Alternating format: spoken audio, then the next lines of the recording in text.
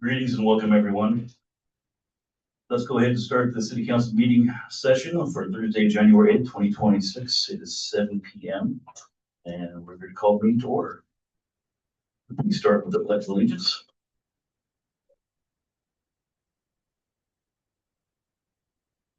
Pledge allegiance to the flag of the United States of America and to the republic for which it stands, one nation, under God, indivisible, with liberty and justice for all.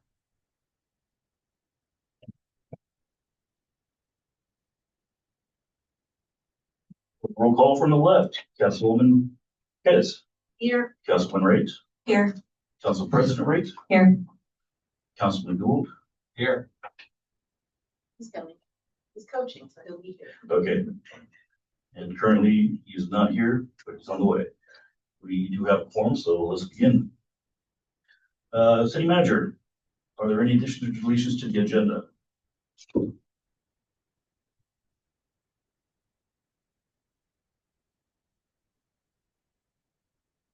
There are no additions. There is, however, an amended agenda that you should be looking at. The amended agenda has really three minor editorial corrections. Some legal language and some words that got left off and a resolution number that was missing. So there's no substantive change, but there is an amended agenda. Thank you very much. Any other additions or deletions? Okay, thank you. All right, we're going to go into the public comment on non-agenda items now. The City Council values and welcomes public input of city concerns. Please address the City Council as a whole rather than individual members. The council may direct staff to follow up on the common concerns or issues or schedule the matter for a future council discussion. Public comment is limited to 3 minutes per person with an optional 2 minutes for council questions and answers. If you wish to address the council, please come forward to the desk with the microphone and identify yourself by name and address for the record.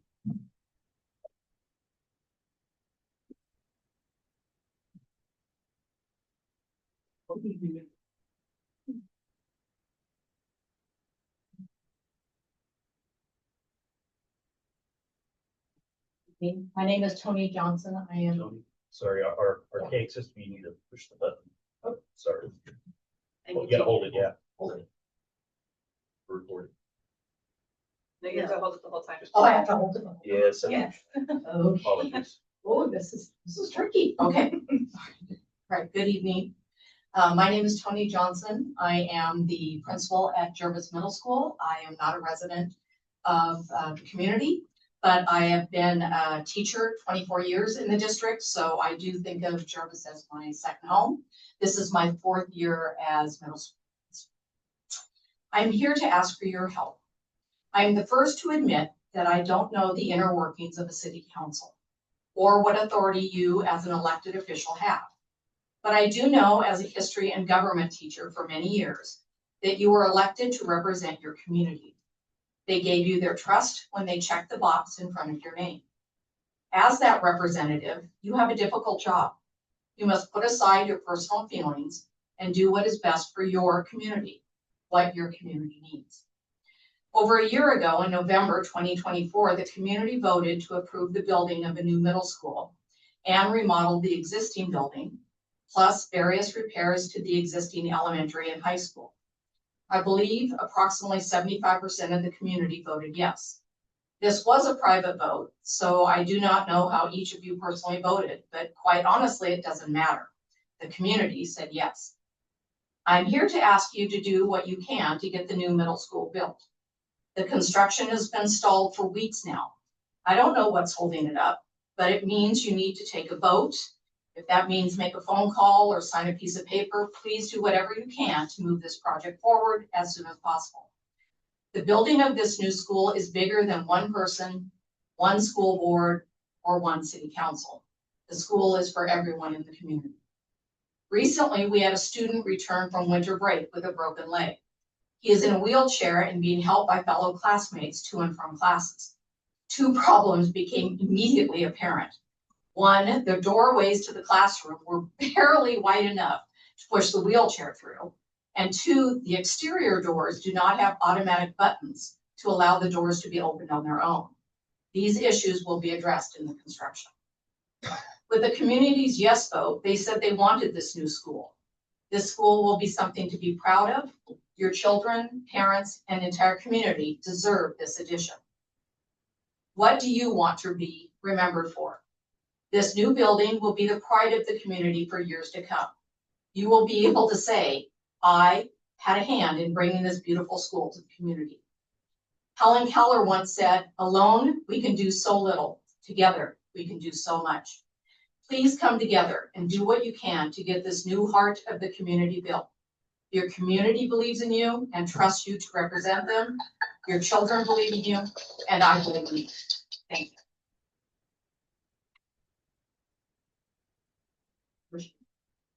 You can look All in- okay. Thank you. Thank you. Have a good evening. Thanks, Tony. Rick, is there anything we can discuss publicly about any delays that you know of?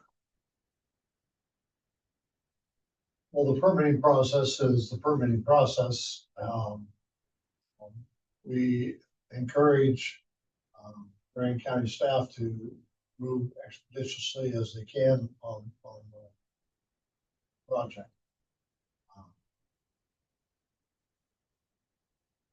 I believe I can say with a straight face, there are no permits sitting in our office waiting for the process. Okay, thank you very much. Does anybody else like to come forward?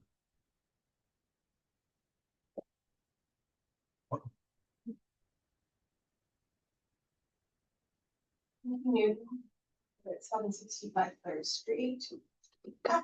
First, I want to commend our police department. We have the best officers.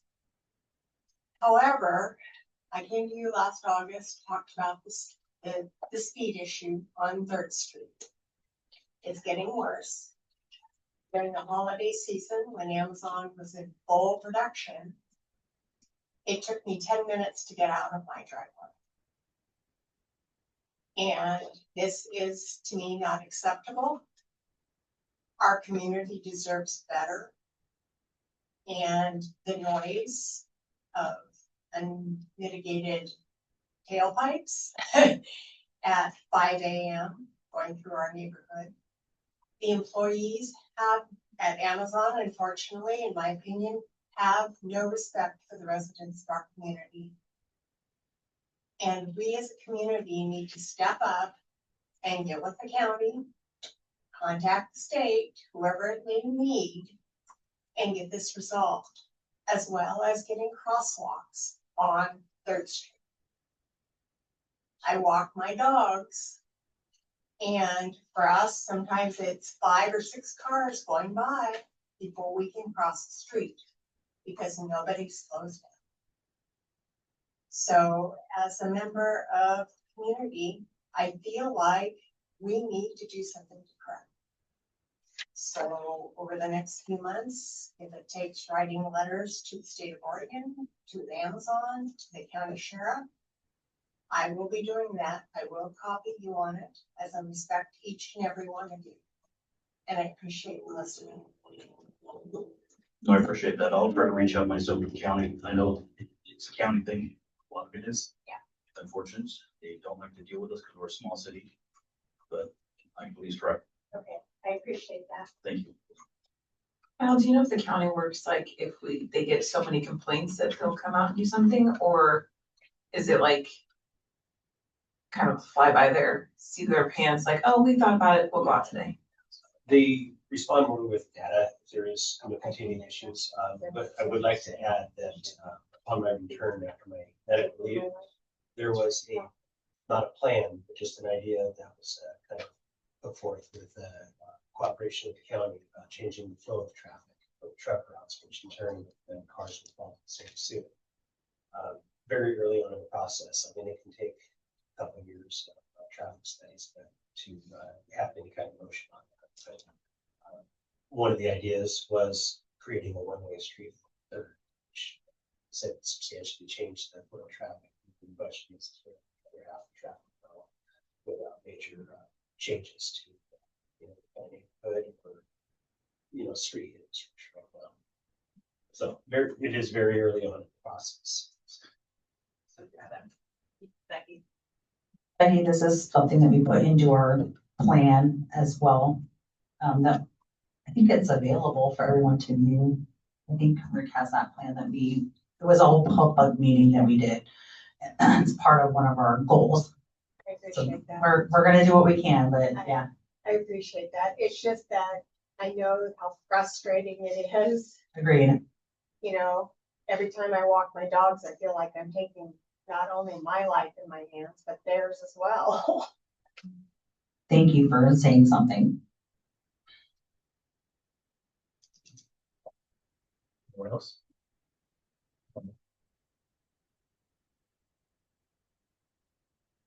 Michael Johnson, 188 Eastburg Drive, Jervis 97426. I just kind of wanted to feedback on what she was talking about the traffic. Mine's more around the, I haven't noticed speeding so much, but it's more the increased semi-truck traffic.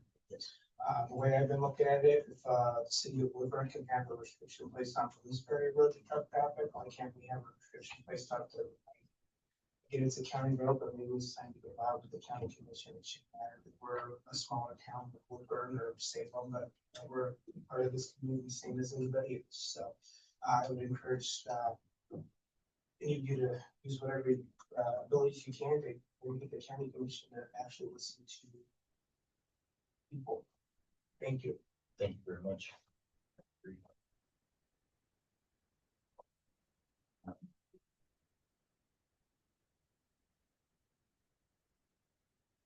Anyone else like to speak? All right, we're going to move on to item number 6, consent calendar.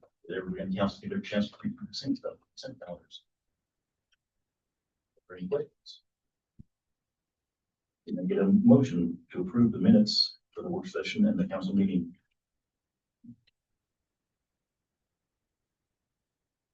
I will make a motion to approve the minutes and for council work session on October 24th, 2025, with the correction of the word leashes over leases. Second. I also make a motion to approve the consent calendar for minutes of city council meeting December 4th as well. Second that one. Motion second. You get a vote from, or set hands up. Who approves the council consent calendar? All approved. Okay, so. All right, we're going to move on to old business. Ordinance number 2026-01. Tonight will be the second reading and adoption, and ordinance vacating the 20-foot wide, 200-foot long public alley right away within block 18, bound by Cedar Avenue, Douglas Avenue, 1st Street, and 2nd Street.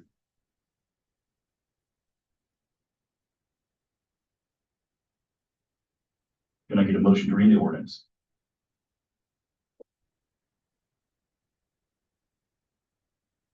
So just read it. Script. All right. Ordinance 2026-01, ordinance vacating the 20-foot wide, 200-foot long public alley right. Yeah.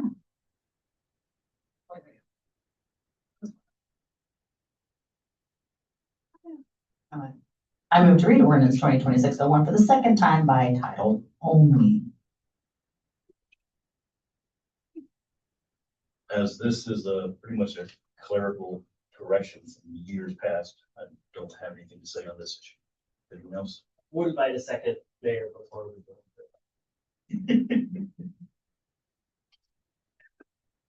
All right, can we get a show of hands? We need a second. I second. Oh, I thought I heard a second, sir. Thank you. We have a motion and a second. So get a show of hands. All those approve, reading the ordinance. Everybody said yes. Thank you, Mayor. Ordinance 2026-01, an ordinance vacating 20-foot wide by 200-foot long public alley right away within block 18, bound by Cedar Avenue, Douglas Avenue, 1st Street, and 2nd.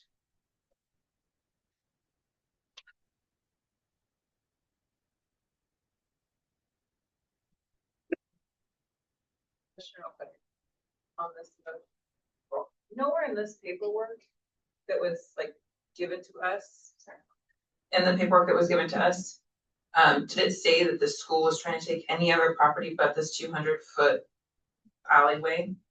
Online, there was someone that was saying that they got their notification about this to come to city council because somehow the school was saying that they were trying to absorb more land.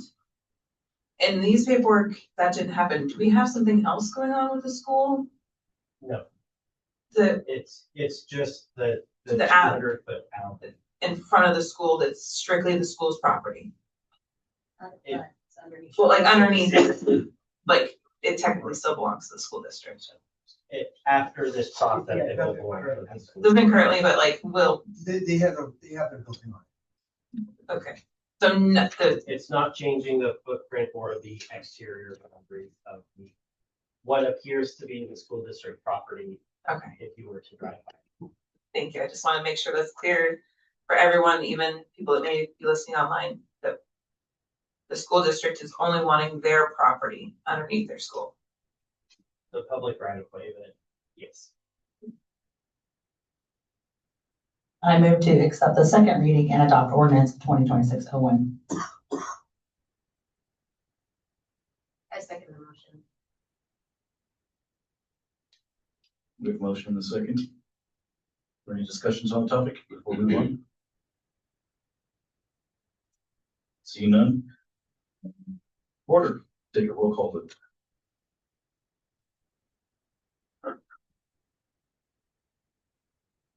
Counselor Jesse Gettis. Counselor Poole. Aye. Council President Wright. Aye. Counselor Wright. Aye. Counselor Rodriguez. Aye. 5-0 vote. Well, thank you very much. Well, we will now move on to new business, another ordinance, number 2026-02. The first reading, setting the date for the second reading, and ordinance granting a non-exclusive cable franchise agreement to Comcast of Oregon, Inc.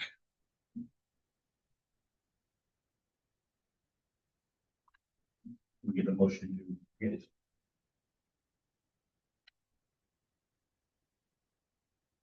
I motion to read the ordinance 2026-02 for the first time by title only.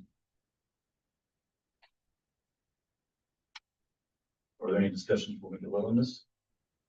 We need a second. I say there needs to be a second. Second. You're kind of quick, actually. I second. We have a motion and a second. Now, are there any discussions before we go on the stage? Not seeing any. City Attorney? Will you take a vote first? Let's go. You're just testing. Yeah, we're just voting for the reading. Okay. All right, take vote, all up hands in favor. Raise your hands. Just to, before we vote, to clarify what the motion is, it is whether I have to read the ordinance out loud in its entirety or just by the title. The next motion would then be whether we accept the reading or not, which would be approving the ordinance itself. For just, I certainly do, but it is not my choice. all right. All those in favor? Raise their left hand. Raise your hand. For just the reading. Just the reading, title only. Thank you. Especially. Ordinance 2026-02, an ordinance granting a non-exclusive cable franchise agreement to Comcast of Oregon Incorporated. Thank you very much. I still have questions. I'm just mapping out things. Question, so the franchise fee, again, would only include services for people who subscribe to cable television, correct? Cable television. Cable television only, no internet, no cell phone package. Again, the franchise fee, please. Thank you.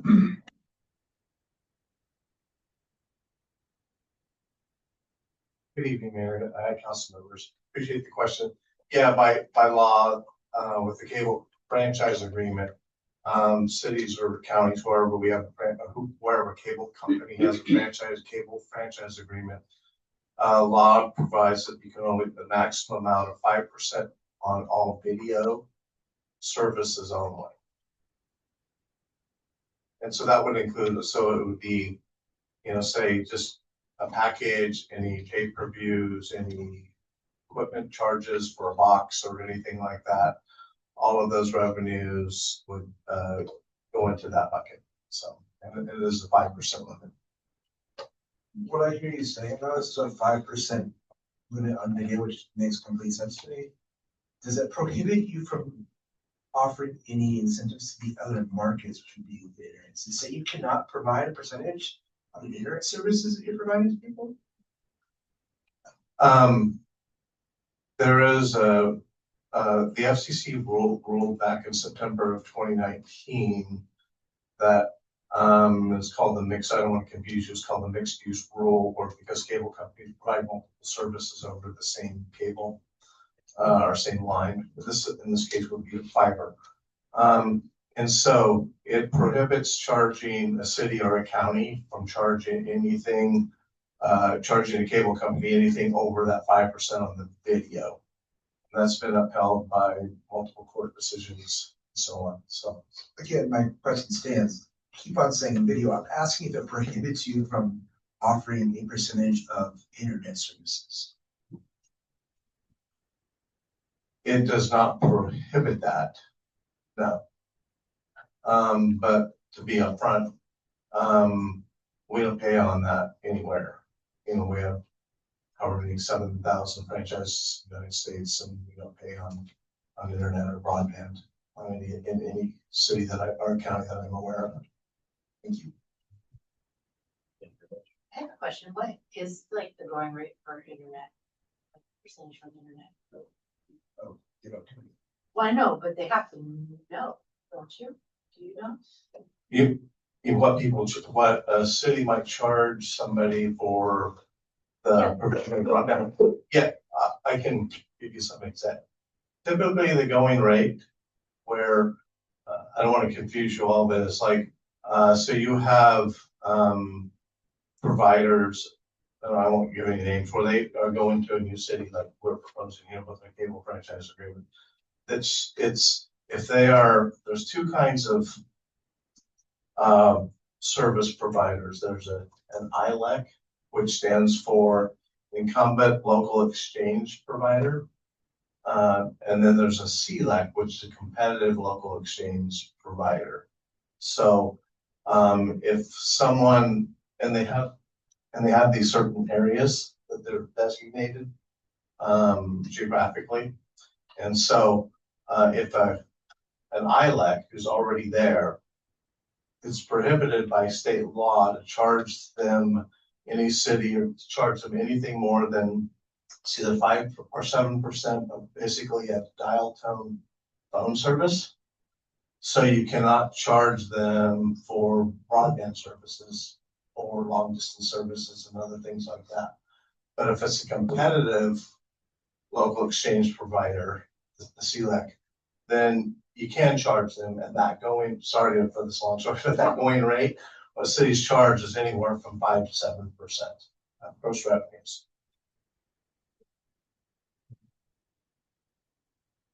Do we have any anticipated numbers of what that would mean for our city? On the 5%? Correct, if our population's like 1,800. Yeah, so typically, it depends on what the industry calls penetration, meaning customers that you take that you go in. And that's going to range from city to city. In this case, I don't think you have another cable provider, correct? Cable television? Yeah. Dish. Okay, so they don't pay you anything because they're not there. So yeah, so it could be a little higher here than typically than what we see, because there is no other cable television provider. You have the satellite that we would, so it might be a little higher here. I don't have an exact percentage, but I would guess probably it take rate might be anywhere from 25 to 30 to 40%, something like that. My concern is most people aren't using cable television anymore. Everyone's going to streaming services. So if we let a big company such as yourself come in, that offers more services than our one provider does right now, you can come in, you can offer them at a very low rate and offer incentives for people to switch and possibly push out the competition.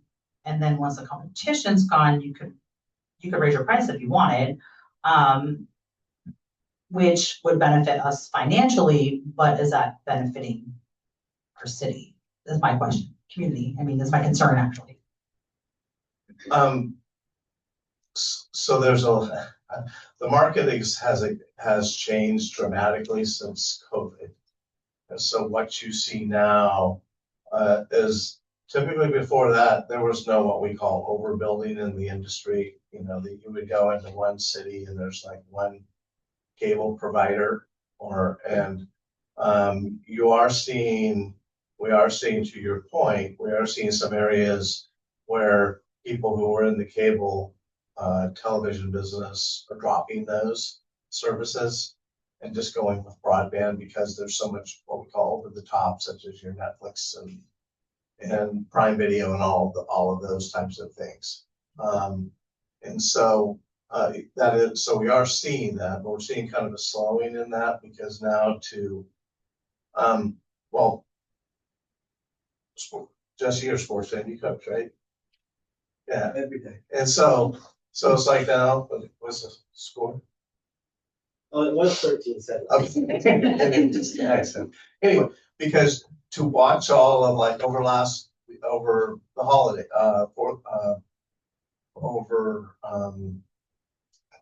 the New Year's. So you had all these college playoff games and NFL games, but you gotta have like, you know, Peacock, ESPN, and all of these different over the tops in order to watch all of this stuff. And so we are having like, well, you know, I think I have between me and my kids kind of don't would share, you know, our subscriptions. So we have, in order to watch all the stuff, because I'm a sports fan, I have to have Peacock, I have to have Prime, I have to have Netflix, I have to have YouTube, you know, all these things to try and watch all of this stuff. So you're seeing so the slowing of cable subscribers drop is slowing down because when you start adding up all those costs, plus you have to have the internet, you know, it's up to where what, you know, a cable, you know, cost might be where you can get all of that stuff. So, but there is, you know, I'm hoping I'm not confusing you or kind of rambling on here, but it is, you know, it is a good point. So. Thank you.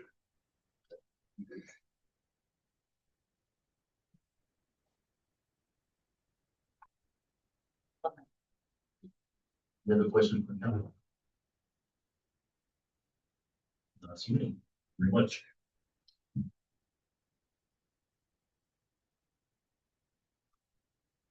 Okay. The second. Yeah.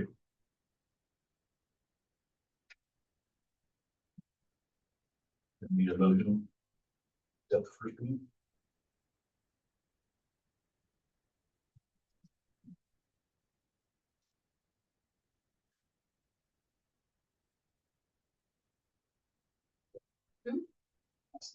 If we still council wanted to move forward with adopting this ordinance. Yes.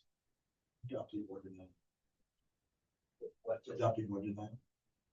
ordinance? Does it say ordinance? No, I'm asking you, like, if we don't think it's a big deal, we need to. Oh. Hold on. Yeah. That's why I'm saying it would require a vote if the council wanted to move forward. Okay.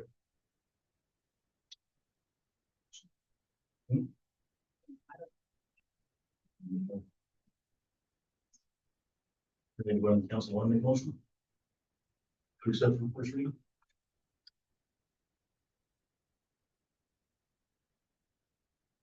Not seeing it. Do we need to make a motion to have it read and then move it to the That's what I.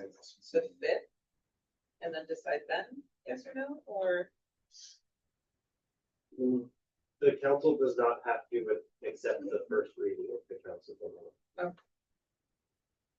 That would be advancing the ordinance, adopting. I'll just be upfront, I don't think it's the best interest of Jervis's community at the moment. I would hate to, I greatly love Comcast, but I hate to waste their time. So I would be upfront. I agree with that. Jervis does need businesses. We're looking for the right business and the right fit for our community. Right now, Data Vision does provide fiber optics to us, and they're also a co-op. So our community benefits, they actually get money back from that company, whereas Comcast, I don't think is going to give our city's shares in your corporation. I don't, what I can also say is that, like, I thought when they came last time, they did a pretty good job of telling us what the park was and telling us the benefits of it. I don't think that they're offering us a bad deal. I do think there's a lot of people in the community who really loved it. And I don't want to do anything that would hurt them. And right now, I don't hear, sitting up here, I hear people talk about traffic violations. I hear them talk about parking. I heard them talk about all these things. Cable is a major need for us right now. So I haven't heard you say, again, we don't have cable. And when they do, I will be like, hey, we can call Comcast. But I don't hear that. I just don't see a benefit when the franchise fee is only for cable television, which most people don't even get anymore. I know, I mean, personally, I can't afford it, even with the bundle deal.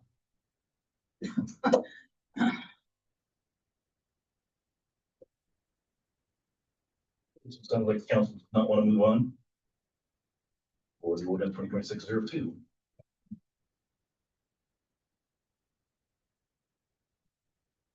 But thank you for your time. Thank you. Thank you, sir. We appreciate you. Okay. 3.26. Good luck. Our next item on the agenda is the designation of city budget officer. Mr. Mayor, Council, Oregon budget law requires the governing body to appoint a budget officer. Budget officer cannot be an officer of the elected official because our elected official serves on the budget committee. So who you appoint to be the budget officer is purely your discretion outside of an official officer, elected officer of the city. It falls within the job description of your city manager, and quite honestly, your city manager likes the position and likes the work. But bottom line is, process of appointing a budget officer is a required step in moving forward in the creation of the 2026-27 budget. Typically in January, a council will convene and make a decision as to who will be the budget officer for this upcoming fiscal budget year. And it's within your power to appoint anybody besides yourself to serve in capacity as your budget officer. One question I have right now is globally, what is the standard used? Who is usually the budget officer? Is it usually the city manager? Usually it's the city manager. Occasionally it's, if you have a 5-person finance department, it might be the CFO. But I'm actually sort of both. So, but no, usually it's either the most senior appointed official or it is a finance department head that has cross-departmental responsibilities. How do we get you approved? A simple motion saying, I hereby appoint blah, blah, blah. to your budget officer. If we don't appoint you, do we save any money? Well, I'm not gonna get a pay, I'm not gonna get a pay raise out of it, I'll tell you that. I move to make a motion to appoint or nominate Rick as the city budget officer. Rick, the city manager. I second. All right, we have a motion and a second. All those in favor say aye. Aye. Aye. Any opposed? No. You are now the city budget officer. As your budget officer, one of the things that's not a requirement, but it is recommended in writing by Oregon budget law, is that the city creates a budget calendar. You should find in your packet on page 25 a brief staff comment about the budget calendar is not required by law, but is highly recommended. You schedule the steps of budget preparation, you can be more certain to allow sufficient time to complete the entire budget process before June 30, as required by ORS 294.408. This is on page 14 of the Oregon Budget Manual. I like to use a budget calendar because it gives us a step-by-step timeline as to what our process is. The budget committee themselves can meet as often as they want. Usually I put 2 or 3 meeting dates on there. If they want to meet more often, that's fine. It doesn't limit us. But what it does do is give us parameters and a timeline of when the advertising has to happen, when the meetings need to happen, when we need to be done in order for the council to get the budget, in order to do the advertising again, in order to have a budget by the end of June 30th. So I am strongly recommending that we adopt a budget calendar. And on page 26 of your council packet, you will see a draft budget calendar. Again, it is subject to change, but what it does provide public and staff and the council all on one page as to what our steps are. And I use the budget calendar often in encouraging community engagement, community involvement in our finance budget process. So again, I am requesting as your budget officer, duly appointed, that you approve the draft budget calendar as proposed on page 26 by motion. I make a motion to approve the budget calendar for the city of Jervis fiscal year 2026-2027. That is on page 26 of our packet. I second. We have a motion and a second. All those in favor, say aye. Aye. Aye, that's a lot of dates. I personally like it. I mean, any tool that will prevent us from not reaching the goal of getting it done by June 30th is valuable. I agree. We're great. But I feel you on, oh man, do we have to look at this really already? Just hearing. Notified. Just saying. All right, moving on. Item D, resolution 2026-01, adopting the 2025-2026 strategic plan for the city of Jervis. Mr. Mayor and Council, I have proposed a draft resolution 2026-01 for the adoption of the goal setting document.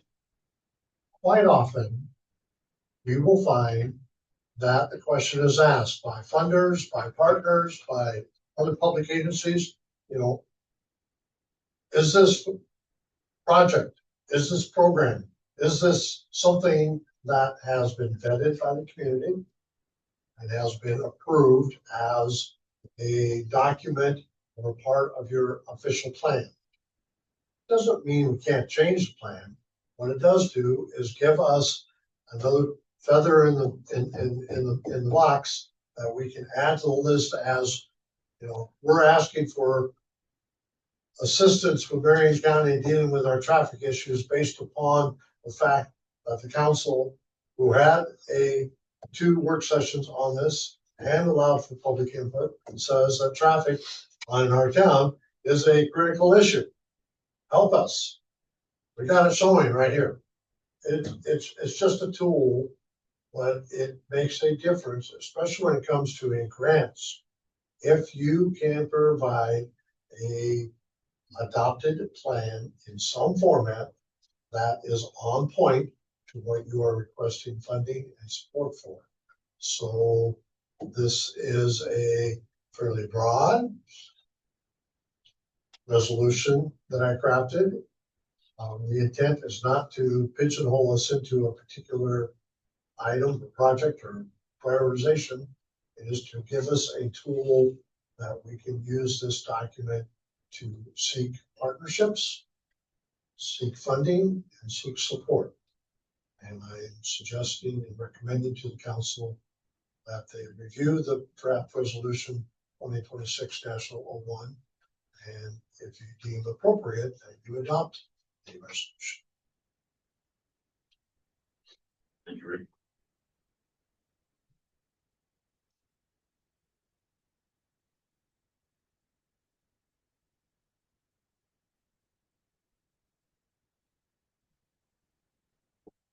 Any discussions on this, council? It's all the same stuff. Yeah, it just basically lays out that says, hey, we are setting these goals and we're working towards these things. And yeah, it's basically something in writing, which is what the state like. Oh, the state likes paperwork, so we want to give them some paperwork. I move to make a motion to adopt the resolution adopting the city of Jervis, resolution number 26-001, the 2025 to 2026 strategic plan. Do you want me to read all of it? Second. We have a motion and a second. All those in favor of adopting the resolution, say aye. Aye. Any opposed? All passed. Thank you, Rick. Last item on the agenda will be resolution 2026-02. A resolution adopting the City of Jervis Economic Development Plan and stating its support for the North Marion Regional Economic Development Joint Plan. Mr. Mayor and Council, this resolution is crafted in the same vein as the previous one. Again, it doesn't tie our hands to anything, but it does open doors for us in our conversations, especially with regional economic development partners, as it relates to what are our Jervis priorities. What is it that the council is making a statement that they're in favor of us addressing and dealing with, and it is beneficial to move forward with these concepts. Some of them are 20-year projects, but having a adopted resolution recognizing that this Jervis section of the economic development plan is speaking for us and our community is important if we want to use the tools to develop the partnerships or to move forward with these concepts and ideas within our Jervis economic development plan. So I am asking council to review the draft resolution of 2026-002 and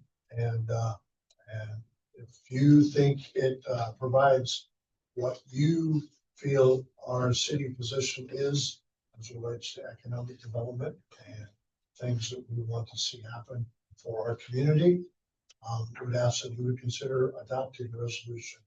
It just provides staff and you with another tool when we're communicating with partners and supporters.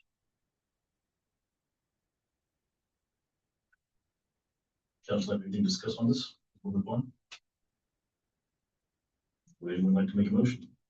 I'll make a motion to accept the resolution 2026-02, a resolution adopting the state of Jervis economic development and stating its support for the North Marion Regional Economic Development Joint Plan. I second. We have a motion and a second. Let's take a vote. All those in favor of adopting the resolution 2026-02, say aye. Aye. Aye. We're in favor. Next is going to be staff report. City manager, please. You should have a handout, city manager staff report, something like this. got a couple things to add to it. This was not in the council packet. Um, um, because it wasn't ready when the council packet went out last week. A little bit about January calendar. City Hall is closed on January 19th for Martin Luther King Day. Your city manager is taking a few days off in January, and that information is provided to you as well. A reminder, Tuesday night, we have a budget committee meeting. In the back of your council packet should be the agenda for that budget committee meeting. It'll be one of the last pages in your packet. This meeting on Tuesday night is your meeting to meet with the auditor. The 23-24 audit. I've got one copy right here. I'm waiting for the final signed copy. It will be ready tomorrow. We will get it out tomorrow. You will have from Friday through Monday through Tuesday evening to look at the 63-page document. But the 23-24 audit. So on Tuesday night, we're doing a budget committee meeting because the council, at my suggestion, said let's invite the entire budget committee, just not the council, to meet with the auditor. You're going to meet with the actual auditor. Our CPA consultant will be here as well Tuesday evening. So I'm trying to put in the room at the same time your opportunity, your fiduciary responsibility as a council is second only to the most significant duty that you have, which is to hire a city manager.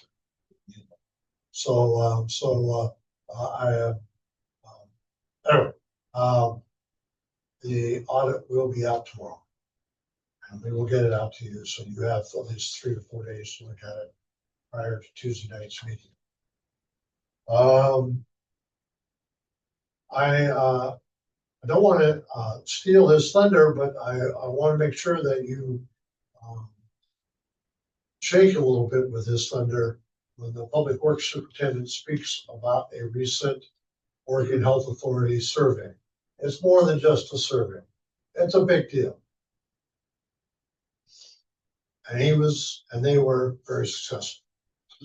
I am requesting a motion from the council this evening authorizing me to sign a letter of engagement with our auditors to start the 24-25 audit. They have already opened up the portal. We've already put close to 30 documents in it. Before we even wrap up the 23-24, we want to start in on 24-25.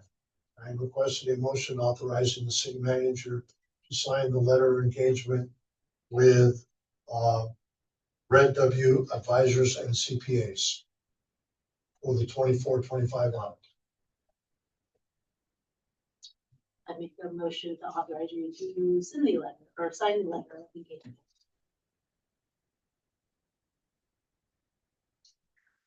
I'll second. We have a motion second. All those in favor of authorizing for letter of engagement, say aye. I, Opposed? No. Thank you. You have it, sir. We had a fallen tree out on 4th Street during our windstorm. It's in the city's right of way. We had no knowledge of any failure in the tree. In fact, the tree is solid as a rock inside. It's not a matter of rock or color. We, of course, immediately called our insurance people, who immediately told us we needed to tell the homeowner to call their insurance people. It's considered an act of nature. It's in our insurance company's people's hands, but based upon the fact that the city had no advanced knowledge of any issue with the tree, in the way of potential failure or anything, that typically it's a homeowner's insurance issue, even though the tree was in the right of way. We've been doing our best to support, be responsive to their needs and providing them with pictures and stuff. And since then, we've had the tree removed because when one part cracked and fell on their house, another part of it just cracked and didn't fall. So then we were aware of an issue. So we actually removed the tree based upon potential of future dangers because of the damage that was done to the tree.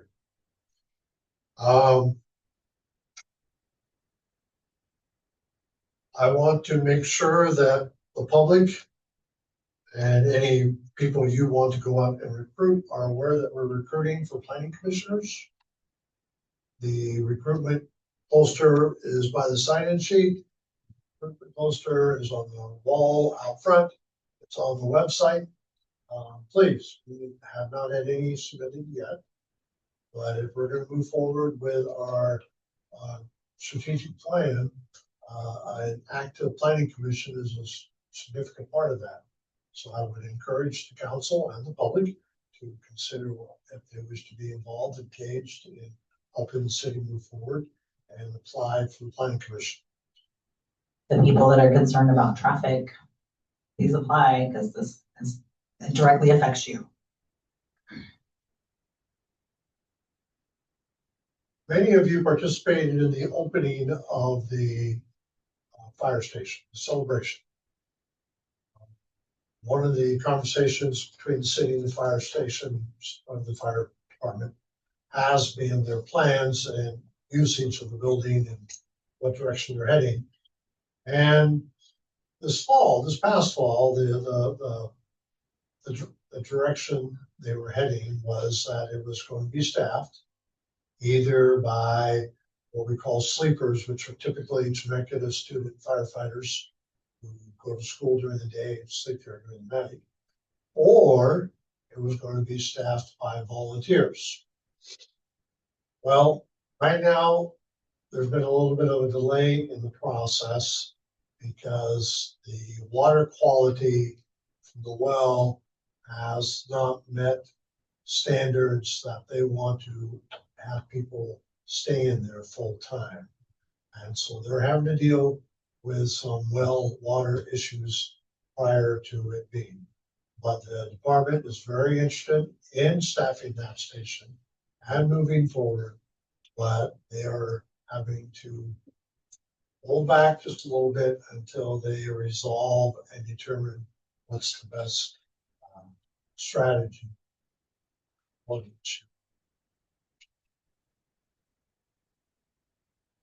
to talk to Chief Walker again today. He says those high level arsenic can be controlled by filtration systems on the. Just have to get, again, go out with a bid, get the bid first, find who's going to do it. Yeah. So it's going to take some time. So, you know, Chief Walker has been very attentive to our concerns and our needs, and he's not a slacker. So I would advise the council and the community in that regard.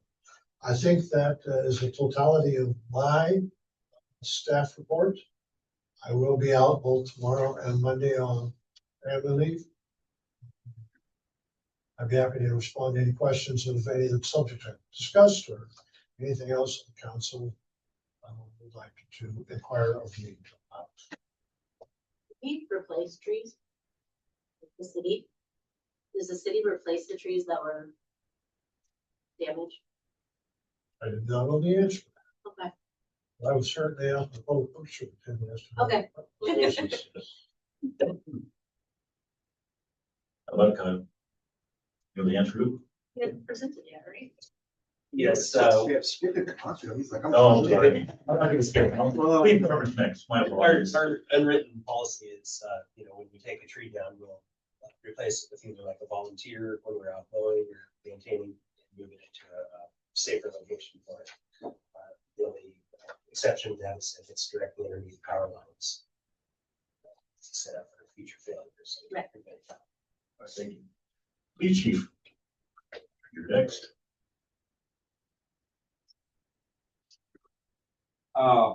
Good evening, Mayor, Council.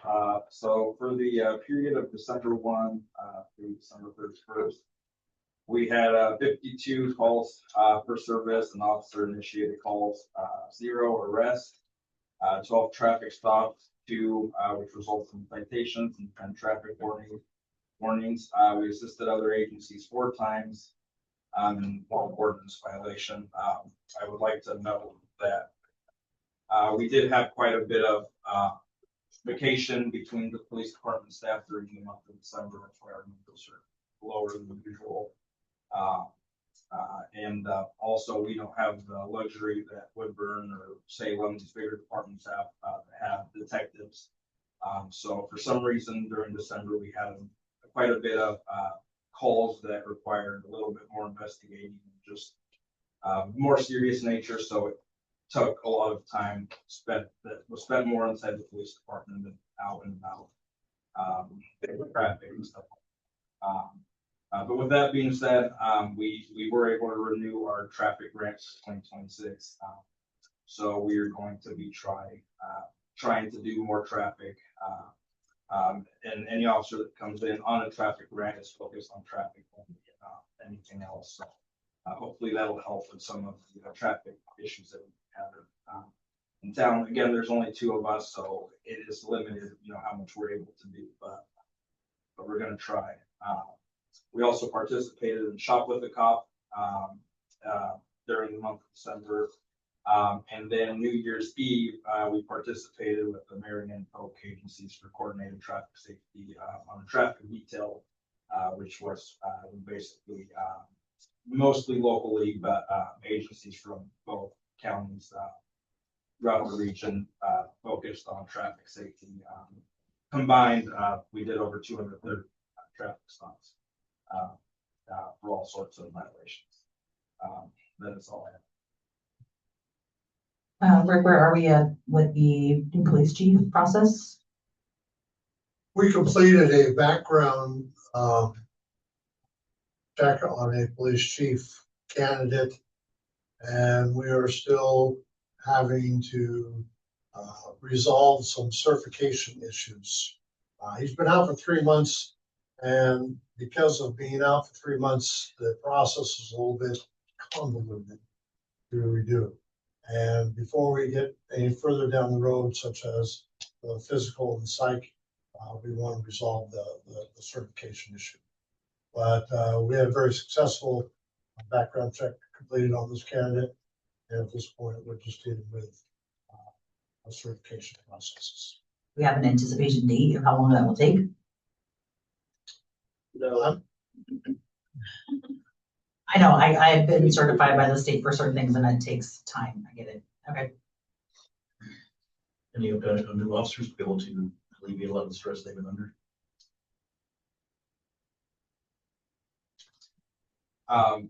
Mayor, the one candidate that we have in the background, that went to the city. So I'm not sure what the decision was on that. It was on 2 for it, so. That officer did not pass background. Come on, I have a couple questions for you. There've been concerns in the community with the fire. I've heard rumors of fireworks. We just passed the 4th of July, felt like it. New Year's Eve, have calls been going up or down with the fireworks? We have not received any calls regarding fireworks in several months. When I was the one working New Year's Eve, I did see the fireworks, and so they're hard to catch because you're on one side of town. They go off on the other side. By the time you get there, there's nobody outside. You ask people, and they're like, "I don't know who did it." But I will say, throughout that period of time of New Year's Eve, New Year's, when there were supposedly a lot of complaints, I know there was on Facebook. We don't monitor Facebook for calls, but as far as calls to the police department, we do not have any calls from them. Well, that's at least good to me, because I think during the 4th of July, if you saw something, you went there half an hour, it was still going on. Right. So that's a good news. My second question, and this is a hot topic. What has been the federal presence in Jervis? What has been the impact on our community, if any at all? I know that ICE has been operating in town. We get very limited information. They, by law, don't have to share information with us at all to let us know when they're in town. basically, there's been 2 incidents, my knowledge, that have resulted in calls to the police department because of citizens' interaction with ICE. But just other than that, we have not had any other encounters with them. Again, I know that they have been operating in town, but I just don't know when or where they're using pretty quickly now. Yeah, and I'm not trying to say one way or the other it's good or bad, just I was really wanting to know has there been any impact on it? It sounds like as of right now, besides the fear factor, because that's obviously there, nothing has happened physically or. No, there's not. And when we interact with the community, we ensure it's quick to know that we don't affiliate with ICE, we share information with ICE. We try to share at least that level of comfort with them. Thank you. Is there anything that we can do to let our citizens know what they can do and what they can't do? Sure. I know there are several websites, and I don't know them off the top of my head, like social media groups. I know there's a big one in Portland that shares all sorts of information regarding what they are allowed to do. We're always happy to answer questions if they want to call and reach out to us. But typically we advise that, although I understand the frustrations, not to interfere with them because it could create issues and maybe not at the state level, but at the federal. I think there's a lot of things out there about what they can and can't do. I will say, in light of what's kind of important today in Minneapolis yesterday, I think it's prudent to try to comply as much as you can without losing term. Because the reality of it is most of our citizens, myself included, are typically unarmed and they're not. So don't put yourself at risk. People say what you have to say, but like, do what you have to do. Like, if they say stop, you probably should stop. If you don't stop, I'm not saying what they're doing is right or wrong, but you're playing a game. No, you're not playing a game. I take that back. It means that like you're taking a risk.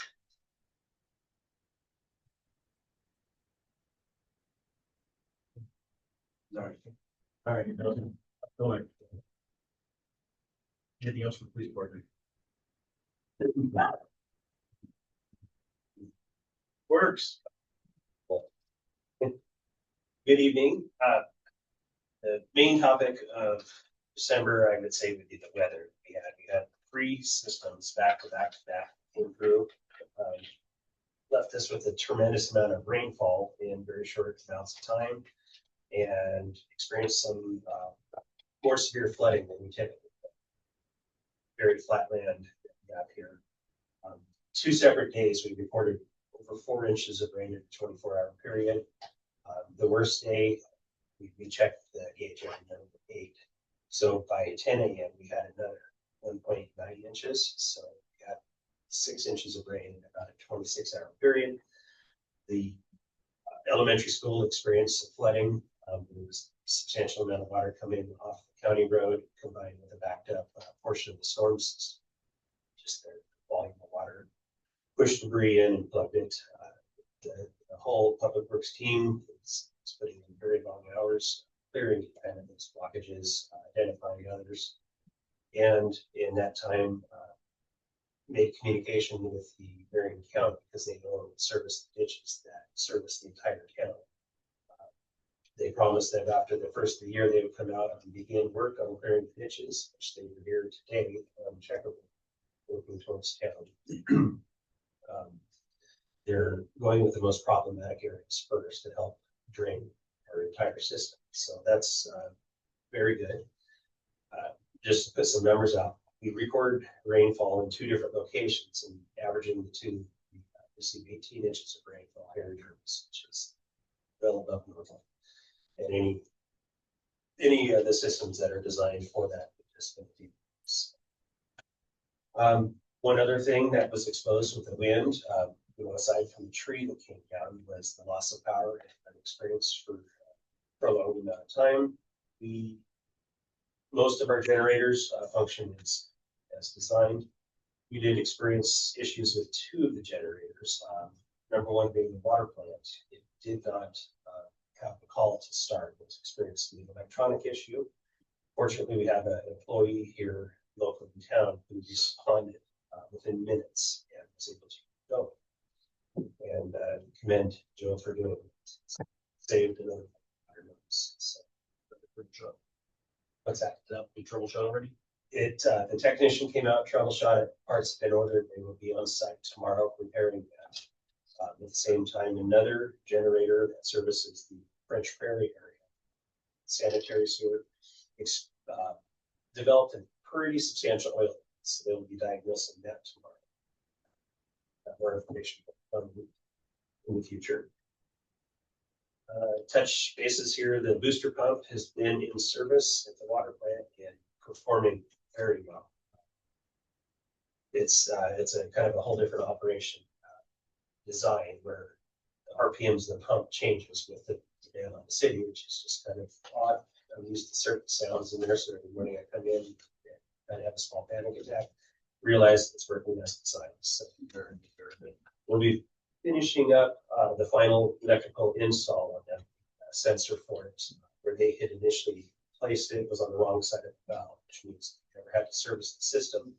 We couldn't use the pump because we had to shut that valve. So that will be relocated and completed, I believe, next week.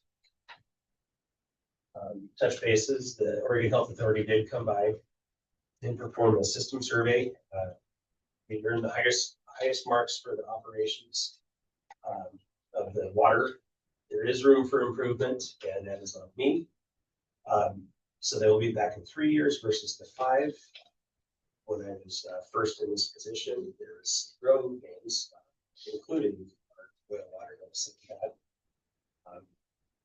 So I received a mark there, and that held us back from outstanding performer. But most water systems get inspected either semi-annually or annually. We had received high enough marks to have that 3-year mark still back until 2028, which is very good.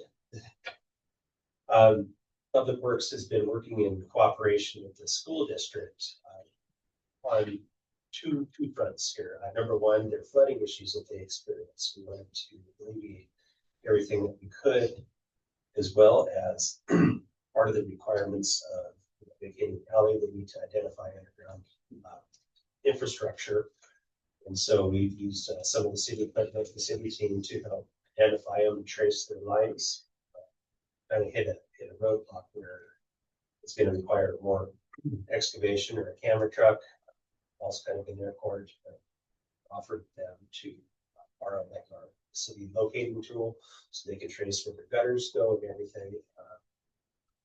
They have yet to request that, so we're hoping to get all that completed in a timely manner so we can learn what our infrastructure is connected to theirs. Thank you. Thank you for all the Hard work and for all the working with the school district to keep that. We've had very good collaboration.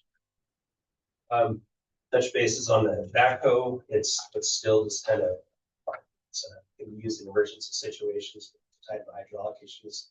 It is not something to be used for ground humans. It's anything hydraulic related, any kind of failure could obviously produce disastrous results. With the coming of the final audit numbers, we'll actually know what kind of options we'll have. So look forward to a presentation of options here next month, with recommendations. And the Tree City application, this past year was a little different, obviously with the adoption in December versus the May when it typically takes place. I was able to get that completed and submitted, has been accepted. It's in the review now for the Arbor Day Foundation, but there'll be some changes this year, and I'm hoping to make it coincide with our annual cleanup day, where we will do a tree planting ceremony. I think when it comes out, we'll invite all of our elected officials to join. That'd be great. A lot of cities are moving towards that. To be honest, it will make the application process a lot easier, just pictures. That's what they like. So we've been lacking that the last few years. But otherwise, here. Questions, just super, thank you. Awesome, keep up the good work. See you there a lot. Good. I spent almost 2 nights here. doing weather. I wasn't the only one. So just thought pardon me. Thank you. Next item on the agenda is the check register. We're going to have to read through. Do you have any questions?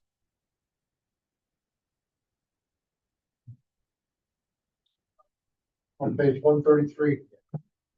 Thank you.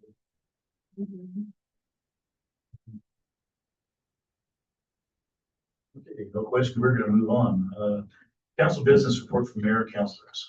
As Councilor Geddes mentioned, when it comes to what's happening now in society and all over the world, I was a Marine for 12 years. I was taught to hand-to-hand combat and all sorts of crazy stuff that people don't need to know about. But it doesn't mean I use it. You know, the violence is the last choice. There's always a way out of it. We can always discuss it like human beings.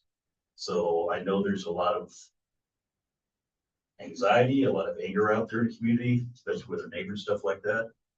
All we can do is hold hands together and show we're together, and we need to get through this peacefully. Violence is not an answer. If we're going to protest, it's got to be peaceful protesting. I'm not accepting the fact that people need to be shot at all. You know, that even us, our chief knows, that is the last option at all. And that's usually the only required to save someone's life. So please make sure our family, our friends, our neighbors, we do things peacefully. We can't be like animals. You know, we're human beings, this is yours, this is our community. Let's be together, please. Just on that note, yes, please, humanity first. Watch out for each other. Watch out for your neighbor. Our thoughts and prayers, hearts go out to all of our neighbors right now that are experiencing medical issues. We have some people in town that are struggling. We have a previous city council member who's currently in ICU. Our hearts with you. So peace starts from within. Please, please, please, please, just reach out if you need help. Anyone else? As there's no other items on the agenda and everybody's spoken, this meeting is now adjourned at 8:12 p.m. Thank you very much.